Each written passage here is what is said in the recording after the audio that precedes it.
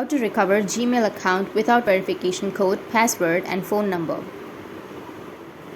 So if you want to recover Gmail account without verification code, password and phone number, then what you need to do is first you just need simply go with your Google. Under your Google you need to go with account recovery and then tap on how to recover your Google account or your Gmail, and it will take you to the support section. Now you need to scroll down and tap on recover your Google account or your Gmail, and it will take you to the account recovery section.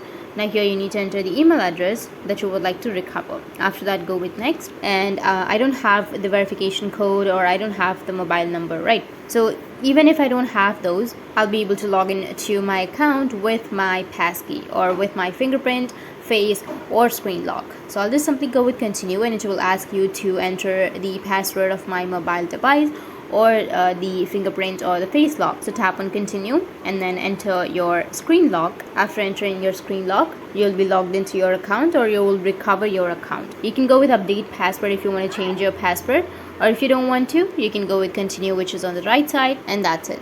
That's how you can recover your Gmail account without the verification code. And if you have any questions, feel free to comment below. Thanks for watching.